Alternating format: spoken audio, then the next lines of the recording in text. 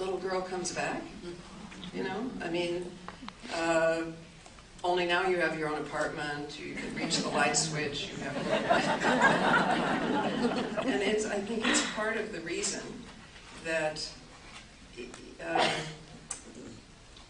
for women especially, our pattern is usually, and again, I'm sure the men in this room are an exception to everything I'm saying, but in a kind of general anthropological sense, women's pattern of activism is the reverse of men's. That is, we are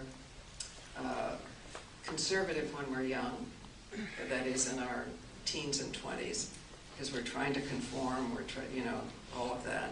And we get steadily more radical and activist with age as we experience what it's like to have children, who cares for them and who doesn't, discrimination in the workplace, you know, whatever. We get more activist as we grow older. So I would say that the larger population of older people in general, and especially since 60% of them are women, that is the red hot center of this social justice movement. I have this vision of an army of gray-haired women taking over the earth, even if we're covering up our gray hair.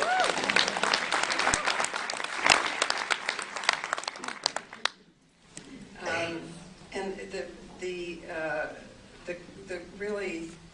the question is, you know, of course, maybe we've been saying second childhood all these years for a reason. You know, maybe this is a pattern, you know, and you know, it will only begin to change as we liberate ourselves from the gender roles that are the central part of life. But I think it's especially noticeable now. So, you know, it makes you think of all the wisdom that came from original cultures who seem to know this, and then we, as patriarchy and racism and nationalism came along, you know, it got covered up. They have always said that the very young and the very old have the most in common. They say because we're closest to the unknown. And that they understand each other the best.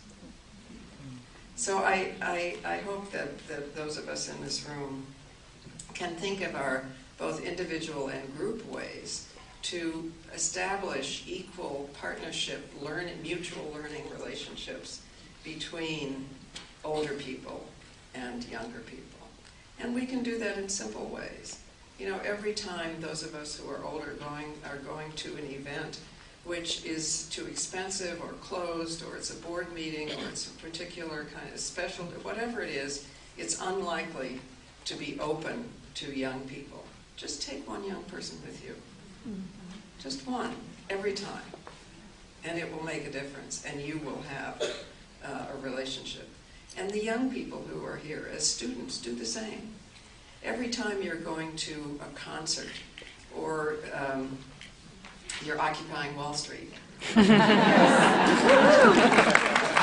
Kansas City. Or you're, you know, learning yoga, or you're doing, you know, whatever it is. Take an older friend with you and understand that this is an equal partnership, that you are both going to learn. And I think we get a foreshadowing of that in the special relationship that grandparents tend to have with their children. Because we can see that they share a lot, and the parents who are in this central, most obsessively busy time of life may not share with either, but these two share together. There are cultures in Ghana, for instance, where, and I'm sure in other countries as well, where the idea is that if you are young enough to have a child, you are not wise enough to raise it. And therefore, grandparents actually do raise the children. There are movements in this country that are, for other reasons, making this clear. For instance, the co-housing movement, which I understand has not come here yet, I'm not sure, but It has. But so, you know, older people who would like a little companionship or a little help, and who have house and room, and younger people who have perhaps graduated in debt, which is, again, something that's an outrage, only true in this country. You know, that the debt accumulated by college students now exceeds that of credit card debt, and indentures kids when they're first graduating. They may need a free place to live in return for being a companion and being a help. And it makes these amazing kinds of friendships with people who are viewed as distant from each other, but actually have everything in common. And I hope we can discuss, I'm sure you have many more ideas of how older and younger Americans can come together and learn from each other. And I have to say that we also have an equal bias, an equal share, an equal motive in ending the bias toward the central years of life. You know, that's trying to make children look older and old people look younger, because we're all supposed to be between 18 and 35, which incidentally is the great focus of all advertising. Consumers between 18 and 35. Despite the great increase in older people, we don't see ourselves in ads. They somehow think they're wrong, incidentally. There's no, or at least there's no research that shows this, that is the prime consuming time, despite the fact that older people may well have more disposable income. And I just want to say as a final testimony, because, you know, the personal is political, that I love getting older. I mean, of course there are moments when I think I hear somebody else is 77, which is how old I am, and I think, that's old. So in a way, getting older can be defined by, you know, when you think your age is someone else's age. But truly, it has such enormous rewards, right? In this sex-obsessed culture, we're supposed to think that it's a good thing if we continue to be sexual until we're 105. I'm sure it's not a bad thing, but your hormones do change, and that does release all those brain cells that up to now have been devoted to thinking about sex, especially if sex is absent, right? For other things.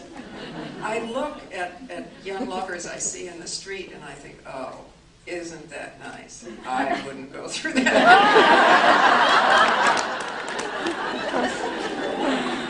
Not only that, but because the kind, it's past, and the possessiveness and the jealousy and all that stuff is gone. All your old lovers become your friends. Nobody told me that. You get this whole, I mean, if you liked each other in the first place and shared values, which maybe you didn't, which is another story, but try to pick people who are going to stay friends. All you young people, try to pick people who are going to stay friends.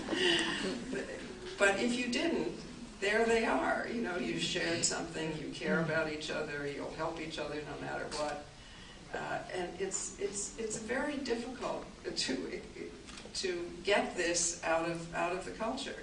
I went to the funeral of my college fiance, who was 10 years older than me, and we continued to be friends all these years. In fact, for a long time we had a relationship he called Same Time Next Decade. His daughters are my friends, they're grown up. So I went to his memorial. I think memorials are very helpful because we come to know the person better than we did before. Right? We hear everyone else's stories. And I looked at the list of people who were telling stories, and I saw that I was on it and his living former wife was not. He had two wives.